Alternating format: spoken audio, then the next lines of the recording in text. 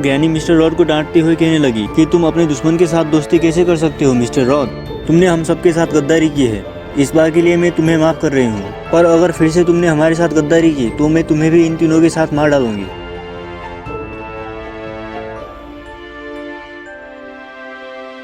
ये कहकर ग्रैनी ने बुल्ली की तरफ देखा और बुल्ली के सिर पर जोर से मार डाला। बुल्ली वहीं पर बेहोश होकर गिर गया। ग्रैनी ने एविलनॉन से कहा कि बुल्ली को भी बेसमेंट में ले जाकर उन दोनों के पास रख दो और बेसमेंट का दरवाजा बंद कर दो।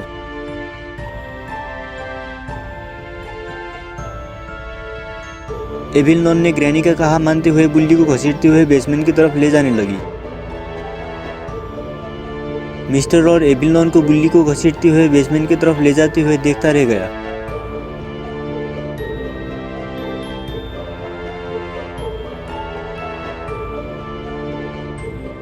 दोस्तों क्या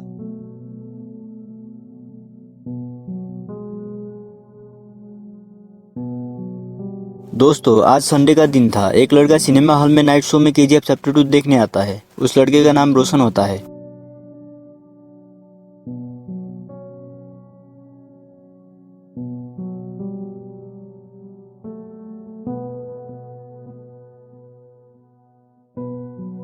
वो टिकट खरीदने हॉल के अंदर जाता है, पर कुछ ही देर में हॉल से बाहर निकल जाता है क्योंकि हॉल के आज की सारी टिकट पहले ही बिक गई होती है। अब रोशन को कुछ समझ में नहीं आ रहा होता है कि अब करे तो करे क्या, क्योंकि रोशन को ये फिल्म आज ही देखना है, नहीं तो उसे एक हफ्ता और इंतजार करना पड़ेगा, क्योंकि वो एक प्राइवेट कंपनी में काम करता है और सुबह 8-9 बजे से देर रात तक उसे वहीं पर काम करना पड़ता है। उसे सिर्फ संडे को ही छुट्टी मिलता है।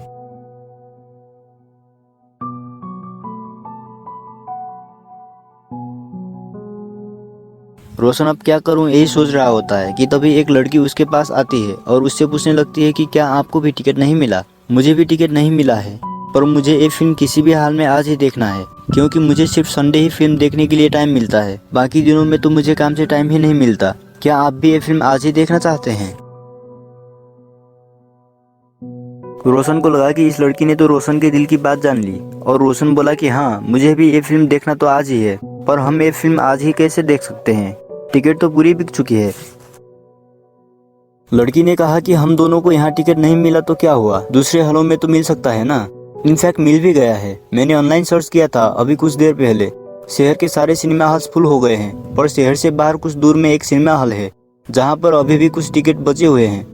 मुझे अकेले वहाँ जाने में डर लग रहा था और टैक्सी भी नहीं मिल रही थी, पर अगर आप भी मेरे साथ वहाँ फिल्म देखने गए तो मुझे डर भी नहीं लगेगा और टैक्सी की भी जरूरत नहीं पड़ेगी, क्योंकि आपके पास तो बाइक है। हम दोनों इसी बाइक में साथ में जा सकते हैं। इतनी रात में शहर से दूर सिनेमा हॉल में जाने के बारे में सोचकर रोशन को डर सा लग रहा था, पर फिर उसने सोचा कि अगर ये लड़की होकर इतनी हिम्मत कर रही है तो मैं तो लड़का हूँ, अगर मैं डर गया तो मेरी बेइज्जती हो जाएगी, और जैसे भी करके ये फिल्म आज ही देखना भी तो है। ये सोचकर रोशन ने उस लड़की को चलो तो चलते हैं उस हॉल में फिल्म देखने कह दिया। रोशन अपने बाइक में बैठा और वो लड़की रोशन के पीछे बैठ गई और दोनों फिल्म देखने उस सिनेमा हॉल की तरफ चल पड़े।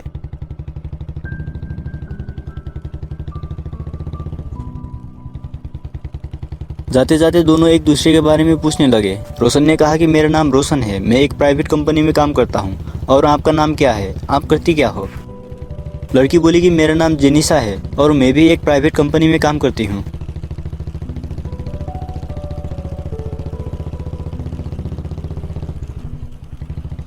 काफ़ी देर तक बाइक चलाने के बाद वो दोनों शहर से दूर एक जंगल की साइड में पहुंच गए।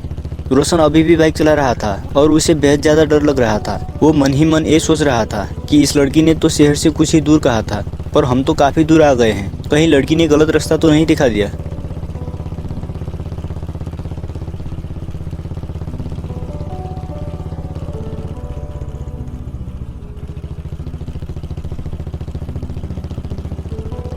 जेनिसा ने रोशन को मेन रोड से अलग होकर जंगल के अंदर की तरफ जा रहे कच्चे रास्ते की तरफ बाइक को ले जाने को कहा और रोशन ने भी वैसा ही किया।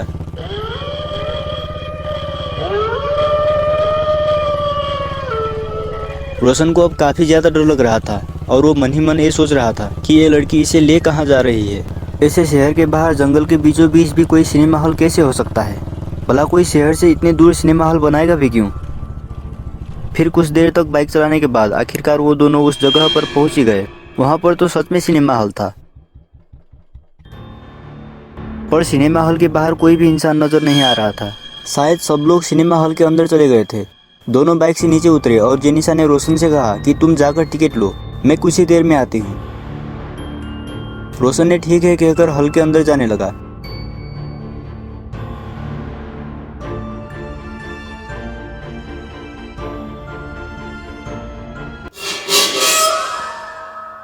पर जैसे ही वो हॉल के अंदर गया उसके होश उड़ गए, क्योंकि हॉल तो पूरा का पूरा खाली था।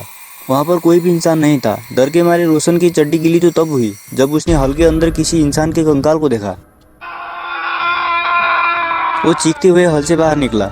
बाहर निकलकर वो जेनिसा को ढूंढने लगा ताकि दोनों जल्दी से बाइक पर बैठकर वहाँ से भाग सके, पर वहाँ पर जेनिसा कहीं दिखाई नहीं दे रही थी।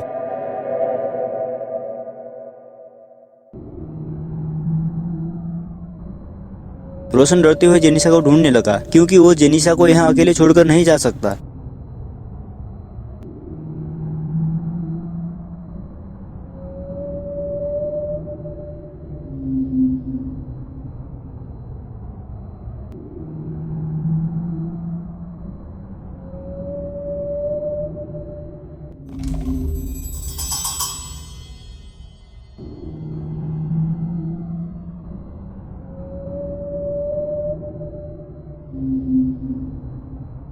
वो जेनिसा को ढूंढते हुए एक पेड़ के पास आ पहुंचा। वो जेनिसा को बार बार पुकार रहा था, पर जेनिसा कोई जवाब नहीं दे रही थी।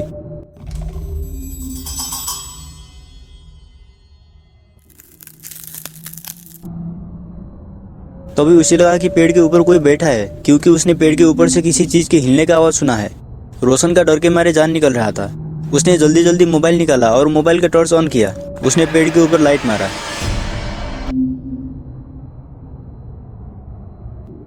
थैंक गॉड कि वहाँ पर तो एक परिंदा था, न कि कोई डरावनी चीज।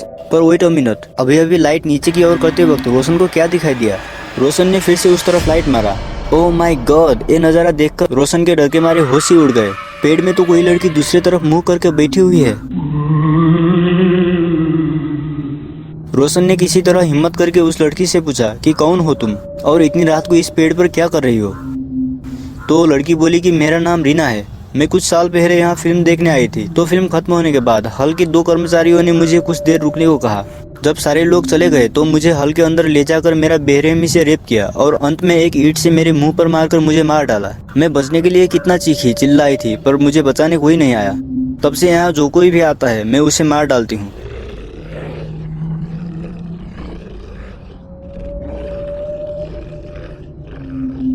ये बात सुनकर रोशन बोला कि ये कैसे हो सकता है, तुम तो यहाँ जिंदा हो और सही सलामत हो।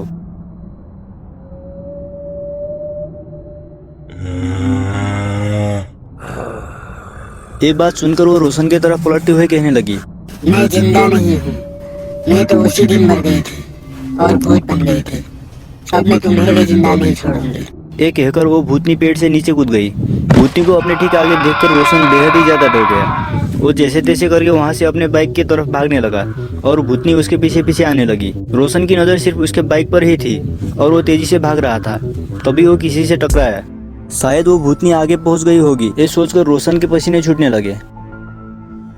जब रोशन ने ऊपर की ओर देखा तब उसकी परेशानी थोड़ी बहुत कम हुई, क्योंकि वहां पर जेनिसा खड़ी हुई थी। रोशन अपने बाइक की तरफ भागते हुए जेनिसा को कहने लगा कि जल्दी आओ और बाइक में बैठो, हमें यहाँ से जल्दी जल्दी भागना होगा। हमारे पीछे एक भूतनी हमें मारने के लिए आ रही है। जेनिसा ने रोशन से कहा कि तुम किस भूतनी के बारे में बोल रहे हो, यहाँ पर तो कोई भी नहीं है। रोशन ने पीछे पलटकर देखा तो वो हैरान हो गया, क्योंकि वहां पर तो कोई भी नहीं था, पर कुछ ही देर पहले तो वो भूतनी उसका पीछा कर रही थी। रोशन ने जेनिसा से कहा कि फिर भी हम इसी वक्त यहाँ से जा रहे हैं, चलो। जेनिसा भी बाइक में बैठ गई। रोशन ने बाइक आगे बढ़ाया और जेनिसा से पूछने लगा कि तुम कहाँ चली गई थी, मुझे बताकर तो जाना चाहिए था।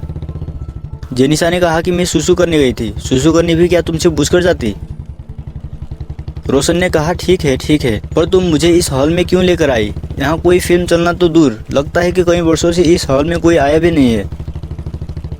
जेनिसा ने कहा कि मुझे भी पता नहीं था कि यहाँ का हाल ऐसा होगा, मैं तो इंटरनेट में देखकर आपको यहाँ लेकर आई थी। रोशन बोला, अच्छा तो ऐसी बात है, तुम्हें पता है मेरे साथ क्या क्या हुआ? हॉल के अंदर पूरा सन्नाटा छाया हुआ था। लगता है कि हॉल कई वर्षों से बंद था और जमीन पर किसी के कंकाल पड़े हुए थे। ये देखकर मैं डर के मारे हॉल से बाहर निकला और तुम्हें ढूंढने लगा। तभी मैंने एक भूतनी को देखा। वो भूतनी मुझे मारने के लिए पीछे पड़ी हुई थी, पर जैसे ही तुम आई वो गायब हो गई। बाल बाल बचा हूँ मैं आज भूतनी के चंगुल से। पीछे से वो लड़की बोली, मैं सब जानती हूँ, और ये भी कि अब तुम मरने वाले हो।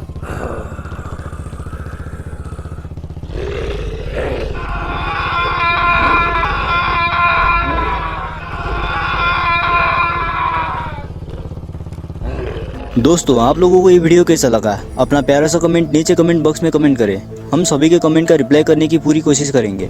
अगर हमारे चैनल को अभी तक सब्सक्राइब नहीं किया है तो अभी जाकर सब्सक्राइब करें और साइड में आने वाले बेल आइकन में दबाकर ऑल नोटिफिकेशन सेलेक्ट करें, ताकि नए वीडियो अपलोड करते ही वीडियो आप तक पहुंचे सबसे आगे। इस वीडियो को लाइक और शेयर करना मत भूलना। जल्द ही मिलेंगे दूसरी वीडियो के साथ। वीडियो को लास्ट तक देखने के लिए थैंक यू वेरी मच।